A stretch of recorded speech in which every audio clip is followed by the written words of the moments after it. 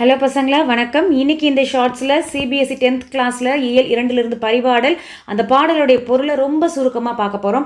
நீங்கள் அது ரொம்ப கஷ்டப்பட்டு படிக்கணும்னு அவசியம் இல்லை. இந்த ஒரு பிக்சர் ஞாபகம் வச்சுக்கிட்டாலே நீங்கள் ஈஸியாக எழுதிடலாம்.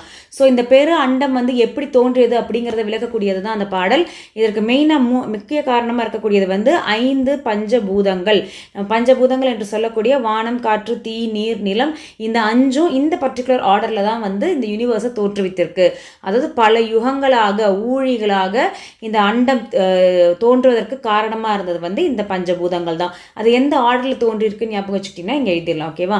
ஃபஸ்ட்டு எதுவுமே இல்லாத இடத்துல முதல்ல தோன்றியது என்ன அப்படின்னு பார்த்தோம்னா வானம்.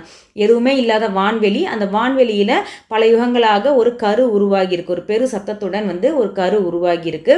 அதுக்கப்புறம் இந்த கருக்கு அப்புறம் என்ன ஆகிறது? உருவமே இல்லாத காற்று. இது 2வது பஞ்சபூதம்னு சொல்கிறீங்க. உருவம் இல்லாத காற்று அப்படிங்கிறது அதற்கப்புறம் உருவாகியிருக்கு. இதில் அணுக்கள் நிறைந்து ஆற்றல் கிளர்ந்து இது என்ன ஆகுது? இந்த பருப்பொருள்கள், இந்த ஆட்டம்ஸ் அண்ட் மாலிகுல் சொல்லுவோம் இல்லையா, அணுக்கள் கிளர்ந்து இந்த பருப்பொருள்கள் எல்லாமே ஒரு பெரு வெடிப்பு சத்தத்துடன் அது சிதறும்படியாக வெடித்து நிகழ்ந்திருக்கு. அதை தான் நம்ம பிக் பேங் தியரி அப்படின்னு சொல்லுவோம். இந்த பெரு வெடிப்பு சத்தத்துடன் இது வெடித்து சிதறும்படி ஆனதில் கடைசியில் அதுக்கப்புறமா உருவாகி இருக்கிறது பார்த்திங்கன்னா தீப்பிழம்பு. இந்த பூமி முதல்ல ஒரு தீப்பிழம்பாக தான் இருக்குது. நெருப்பு பந்து போல் பல ஊழி காலங்களாக நடந்திருக்கு. இந்த நெருப்பு பந்து பல ஊழி காலங்கள் இருந்து அதற்கு பின்னர் குளிரும்படியாக இது மேலே நிறைய நீர் மழை வந்திருக்கு. இந்த நீர் பொழிந்து என்ன ஆயிருக்கு? இந்த பூமியை குளிர்விச்சு இந்த பூமியை வெள்ளத்தில் மூழ்கடிச்சிருக்கு.